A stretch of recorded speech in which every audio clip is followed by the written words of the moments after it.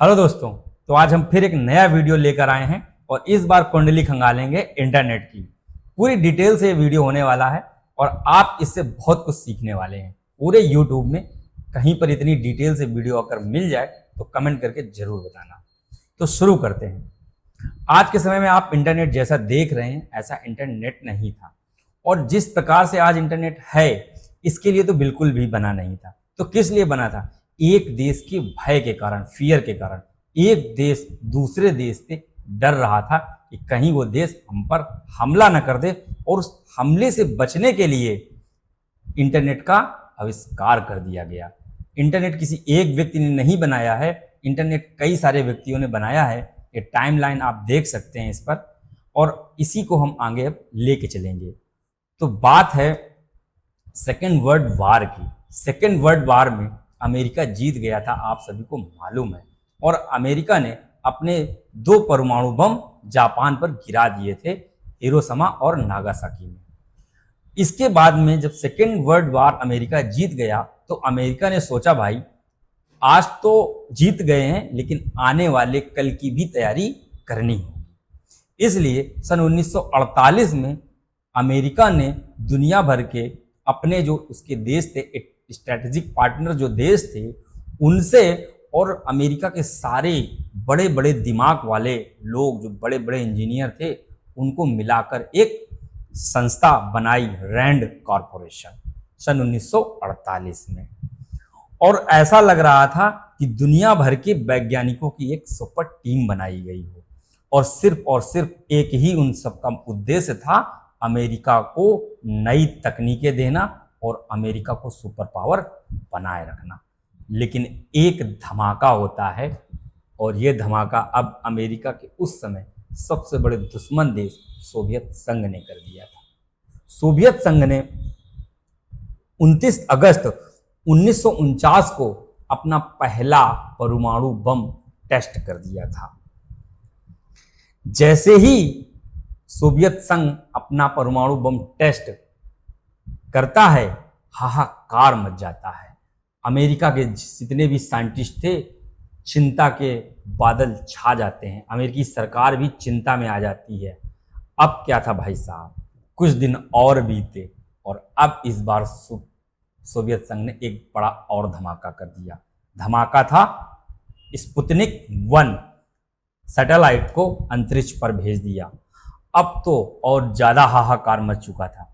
America क्या, America की सरकार, साइंटिस्ट, अब तो अमेरिकी नागरिक डर के मारे क्या ही बताएं। आनंद फानन में सन 1949 को जैसे ही परमाणु बम, और उसके बाद 1957 में सैटेलाइट जैसे ही सोवियत संघ, जो कि आज का रूस है, उसने लॉन्च किया, और लॉन्च करने ते ही अमेरिकन्स को लगने लगा कि कहीं ना कहीं जो देश, और एक सबसे बड़ी जानकारी की बात बताएं, परमाणु बम तो अमेरिका ने पहले टेस्ट किया, बाद में सोवियत संघ ने परमाणु बम बनाया, लेकिन इस बार सैटेलाइट, दुनिया की पहली सैटेलाइट लॉन्च करने का काम सोवियत संघ ने किया था। तो इस बार चिंता और ज्यादा थी। उसके बाद में सन 1957 के बाद में 1958 आता है, और 1958 में ही डार्पा की शुरुआत की गई, जिसको आज हम डार्पा बोलते हैं। वो पहले आरपा था, और बाद में इसमें डी काफी सालों बाद जोड़ा गया, तो हम उसको डार्पा कहेंगे, आप लोग आरपा समझ लेना। तो डार्पा की शुरुआत हुई, क्योंकि आज उसका नाम डार्पा है इसलिए हम उसको डार्पा ही बोलेंगे, 7 फरवरी 1958 को, जिसका काम सिर्फ और सिर्फ यही था कि उन्नत तकनीकों पर शोध करना और भविष्य में अमेरिका की तकनीक की बढ़त दिलाना। अभी तकनीकी बढ़त रूस के पास चली गई थी, सोवियत संघ के पास चली गई थी। मैं रूस बार बार इसलिए बोल रहा हूं कि सोवियत संघ ही पहले, आज का रूस और पहले का सोवियत संघ था।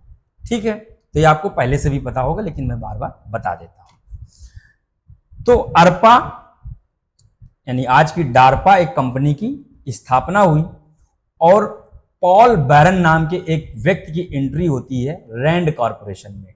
रैंड कॉरपोरेशन में जब ये आए 1959 में, जैसे ही आए तो इनको सबसे ज्यादा डर सता रहा था कि कहीं ना कहीं सोवियत संघ और जो आज का रूस है, कहीं वो हम पर परमाणु बम अगर गिरा देगा तो हमारा जो कम्युनिकेशन सिस्टम है वो ठप पड़ जाएगा।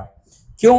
क्योंकि उस टाइम पे टेलीफोन हुआ करते थे। अमेरिका के लोग आपस में बात करने के लिए टेलीफोन लाइंस के जरिए आपस में कम्युनिकेशन करते थे।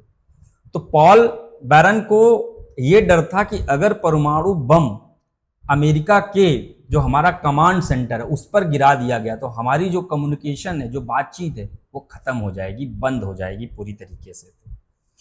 क्यों?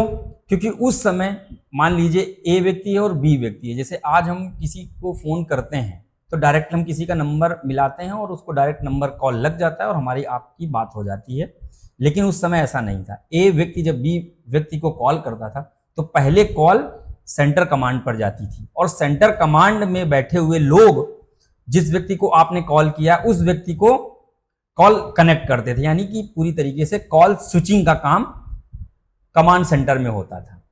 तो जो पॉल बैरन थे इनको डर था कि कहीं अगर कमांड सेंटर पे जो हमारा सेंटर मेन सेंटर है अगर उन पर ही परमाणु बम गिरा दिया तो हम क्या करेंगे, ना मार पाएंगे और ना बता पाएंगे कि हमको मारा गया है। यानी हम अपनी सेना से पूरी तरीके से कट जाएंगे और रूस फिर यानी सोवियत संघ हमको दौड़ा दौड़ा कर पीटेगा। तो इसके लिए पॉल बैरन ने सोचा, पैकेट स्विचिंग का विचार किया कि डेटा अगर कहीं पर एक जगह रुक भी जाए तो हमारा इंटरनेट चलता रहे, हमारी जो सूचना है आदान प्रदान होता रहे। यानी कि कहीं एक जगह कहीं दिक्कत हो गई तो दूसरी जगह से डेटा चला जाए। यानी डेटा को कोई भी इंफॉर्मेशन है वो इंफॉर्मेशन को अगर हम डाटा मान लें और वो डेटा भेजने के कई सारे तरीके हों। तो डेटा स्विचिंग का विचार इन्होंने किया था, बनाया नहीं था, लेकिन स्विचिंग का विचार इन्होंने किया था। और फिर अर्पा यानी कि जो डार्पा कंपनी थी उन्हीं पे हेड बनाया गया JCR लिंकडेर को, और ये व्यक्ति हेड बने इंफॉर्मेशन प्रोसेसिंग टेक्निक ऑफिस के। और इन्होंने जो पॉल बैरन ने सोचा था यानी केवल विचार किया था कि ऐसा हो जाना चाहिए, उसको बनाने का इन्होंने सपना देख लिया कि हाँ ऐसा होना ही चाहिए। और इन्होंने उसके लिए अपना, जब क्योंकि हेड थे तो पूरा तंत्र लगा दिया, अपनी पूरी टीम को लगा दिया और टीम से निकल कर आए लॉरेंस रॉबर्ट जो JCR लिंकडेन सोच रहे थे, लॉरेंस रॉबर्ट ने उसको जिम्मेदारी उठाई और उठाने के बाद में उन्होंने प्रमुख कार्य भी किए। क्या प्रमुख कार्य किए? अलग अलग विश्वविद्यालय के कंप्यूटर को जोड़ने की योजना बनाई, ARPANET का डिजाइन किया। तो जो ARPANET बना सन 1969 में, यानी कि जो आज का हम इंटरनेट यूज कर रहे हैं इसका पुराना नाम ऐसे बोल सकते हैं कि इंटरनेट के जो पूर्वज थे वो ARPANET थे। और इसको किस कंपनी ने बनाया था? आज की डार्पा कंपनी ने, जिसको डार्पा यानी पहले उसको आरपा कहते थे। और उस पे काम कर रहे लॉरेंस रॉबर्ट ने इसको बनाया था सन 1969 में। किस तरह से वर्क करता था? सन 1969 में ही आप ये देख रहे हैं कि यहाँ पे 4 नोड्स लगाए गए थे, यहाँ पे 4 कंप्यूटर रखे गए थे और इन पर एक कंप्यूटर से दूसरे कंप्यूटर पे मैसेज भेजा गया था, संदेश भेजा गया था। संदेश पहला क्या था? दुनिया का पहला संदेश क्या था? लॉगिन था। लॉगिन भेजा जाना था लेकिन लॉगिन पूरा नहीं जा पाया था, लॉगिन का LO ओनली गया था। तो अगर क्वेश्चन अगर पूछा जाता है कि दुनिया में इंटरनेट में सबसे पहले कौन सा संदेश भेजा गया तो वो LO था। कब भेजा गया? सन 1969 में। और किसके द्वारा भेजा गया? ARPANET के द्वारा। एंड ARPANET एक टेक्नोलॉजी थी, उसके द्वारा भेजा गया। उस समय क्या हुआ? पैकेट स्विचिंग का उपयोग हुआ। पैकेट स्विचिंग का मतलब मैंने आपको बताया कि डेटा है, जैसे कि डेटा होता है जो हमारा, मान लीजिए एक छोटी सी पतली सी पाइप है और एक डेटा है जो बड़ा सा डेटा है अगर हमारे पास, ठीक है। तो उस पे डेटा अगर हम उस पतली सी लाइन पे अगर हम डेटा को गुजारेंगे और डेटा बड़ा है तो वो नहीं जाएगा। तो उस पे क्या किया जाएगा? उस डेटा को टुकड़ों में तोड़ा जाएगा और उसको डेटा पैकेट्स बोला जाएगा। और उन छोटे छोटे टुकड़ों के माध्यम से डेटा एक पतली जगह में निकल जाएगा और उसके बाद में डेटा को फिर रीजनरेट किया जाएगा। लेकिन यहां पर एक समस्या थी कि डेटा रीजनरेट नहीं हो रहा था और फिर एंट्री होती है किसकी? विंटसर्फ और रॉबर्ट कॉन की। उन्होंने जो ये समस्या आई थी उसके लिए ये व्यक्ति आए, दोनों आए और इन्होंने टीसीपी आईपी की नींव डाली सन 1973। सन 1973 में टीसीपी आईपी बनाया गया। उसका प्रमुख यही काम था कि जो डेटा है हमारा, तो जब वो टुकड़ों में भेजा गया, इधर से डेटा टुकड़ों में भेजा गया, उधर से टुकड़ों में डेटा जब कंप्यूटर के पास पहुंचा, तो वो जिस सीक्वेंस में भेजा जाए, मान लीजिए मैंने, एक लड़का है, यानी मान लीजिए आप ही मान लीजिए, अगर आप हैं और आप कहीं कॉफी पीने गए हैं, अब वहां पर किसी बात पे किसी लड़के से आपका झगड़ा हो गया, आपको लगा कि इससे मैं शक्तिशाली हूं, मैं इससे जीत जाऊंगा, लेकिन आपको नहीं पता है वो 4 दोस्तों के साथ आया था। अब आप क्या करेंगे? आप अपने दोस्तों को मैसेज करेंगे, लेकिन आपने मैसेज तो भेज दिया कि मुझे बचाओ, मैं यहां पर कॉफी पीने हैं, अपना संदेश भेजेंगे, लेकिन जब वो जो डेटा था वो बड़ा है और वो टुकड़ों में गया, जब टुकड़ों में गया और वो कंप्यूटर रीजनरेट उसको नहीं कर पाया, तो उसके अक्षर उल्टे सीधे हो जाएंगे। जब उल्टे सीधे हो जाएंगे और कुछ जाएंगे भी नहीं, अगर ये टेक्नोलॉजी सही से काम नहीं कर रही है, तो जो दोस्त होंगे वो समझेंगे पता नहीं क्या भेज रहा है और उसको मोबाइल को वहीं रख देंगे और आप क्या हो जाएंगे? पिट जाएंगे। लेकिन आप सोच रहे होंगे कि ये एग्जाम्पल हम पर ही क्यों दिया जा रहा है? कि आप पर एग्जाम्पल हम इसलिए दे रहे हैं कि आपको जल्दी समझ में आ जाए। जब खुद पर बीतती है तो ज्यादा अच्छे से समझ में आता है। तो आप समझ गए होंगे। तो इस प्रॉब्लम को सॉल्व किसने किया? टीसीपी आईपी ने। और इसीलिए इनको इंटरनेट का जनक कहा जाता है। अगर आपसे कोई पूछता है कि इंटरनेट के जनक कौन है, फादर कौन है, फादर ऑफ इंटरनेट, तो father of internet Vinton Cerf है। और रॉबर्ट कॉन है। ये क्वेश्चन आपसे पूछा जाता है हर जगह। जैसे चार्ल्स बेबेज हैं किसके? Father of computer. ऐसे इंटरनेट के फादर कौन है? विंटन सर्फ और रॉबर्ट कॉन। इन्होंने क्या किया था? टीसीपी आईपी की नींव डाली हुई थी। ये आपको पता होना चाहिए।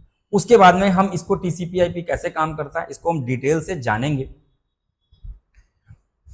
ये टीसीपी आईपी ही इंटरनेट की रीढ़ है।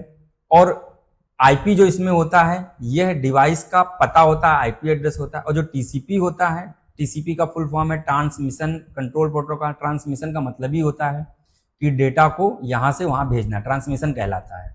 और कंट्रोल प्रोटोकॉल यानी कैसे जाएगा, इसका एक प्रोटोकॉल, एक नियम है।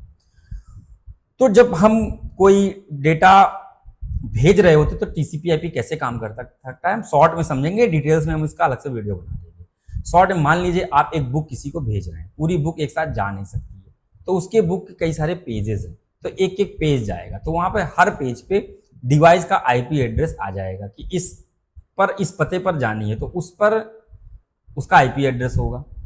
और जो टीसीपी होगा वो सारे पन्नों को याद रखेगा कि जब यहां से तोड़ेगा और जब वहां रीजनरेट होगा तो वो टीसीपी उसको रीजनरेट करने का काम करेगा। सारी बुक जो अलग अलग पन्ने गए हैं बाद में वो आपस में एक बुक बन जाएंगे। ये काम टीसीपी का है। मान लीजिए जैसे आप इंटरनेट डाउनलोड करते हैं, तो मान लीजिए कोई 1 GB की फिल्म है, तो जब उसको आप डाउनलोड करते हैं तो वो छोटे छोटे टुकड़ों में आ रही होती है, छोटे छोटे डाटा पैकेट्स में आ रही होती है। कोई भी पिक्चर हो, कोई भी मूवी या कोई भी डेटा हो, वो 10 की फॉर्म में ही आता है, बाइनरी नंबर्स में आता है।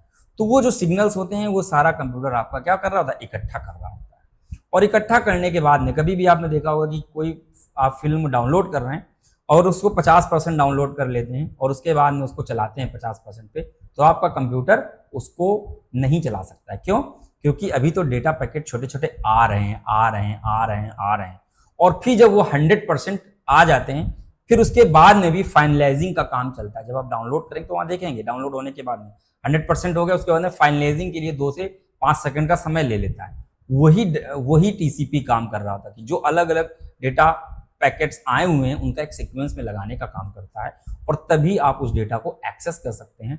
और इसको किसने बनाया था? विंटन सर्फ और रॉबर्ट कॉन ने। कब शुरुआत की? 1973 से 1983 में इसको अपना लिया गया। ARPANET जो था उसको अपना लिया गया।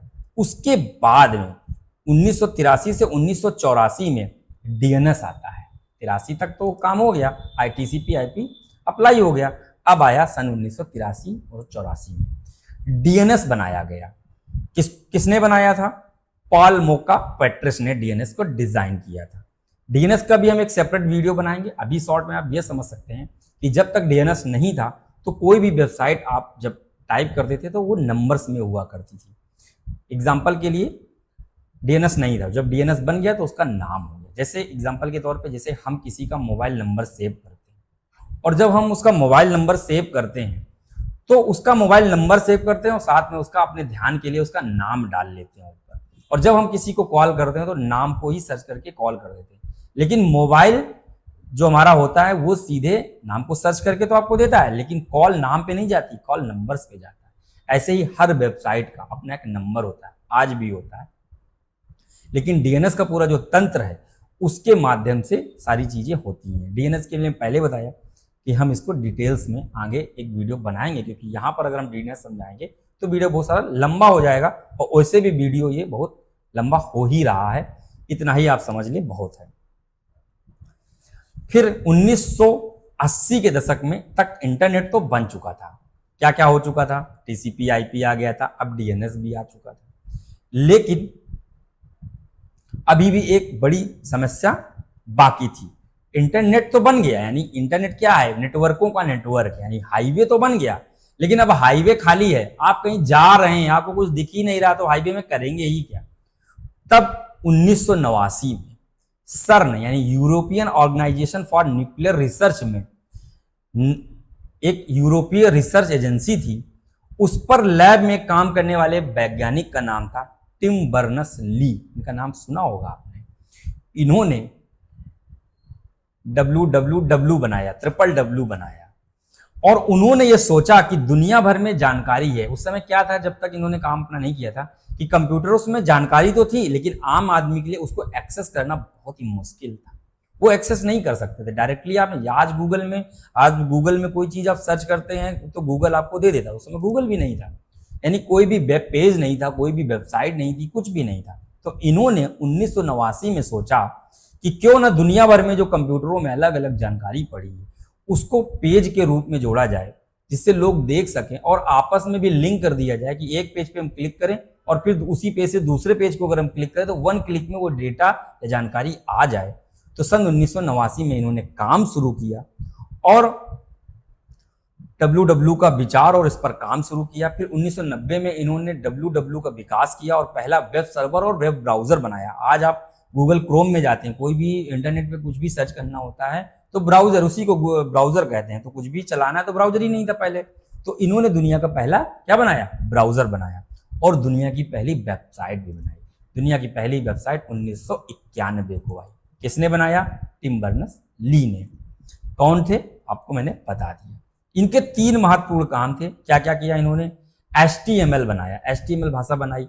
उसमें क्या है, आज की जो वेबसाइट बन रही है, उस टाइम पे जो वेबसाइट बन रही थी शुरू में, उन्होंने HTML लैंग्वेज में वेबसाइट को कोड किया था, यानी वेबसाइट HTML में लिखी गई। URL बनाया, यानी हर एक वेबसाइट का एक पता बनाया। URL जो होता है उसका पता होता है, वो निश्चित किया। आप कोई भी वेबसाइट, अगर जैसे हमारे इंस्टीट्यूट की वेबसाइट है KICeducationco.in, तो ये जो मैंने एड्रेस बोला ये URL होता है, पता होता है किसी भी वेबसाइट का। ठीक है, इन सब चीजों को कौन? आईकॉन संभालता है। ठीक है, आईकॉन एक संस्था है, वो संभालती है। कई सारे देशों ने इसको पैसा देते हैं तब ये संस्था चलती है, किसी एक देश की नहीं। ठीक है, और क्या बनाया? HTTP बनाया, और अब तो HTTPS भी है, S जोड़ दिया गया, सिक्योर हो गया। तो इन्होंने क्या किया? तो HTTP क्या था?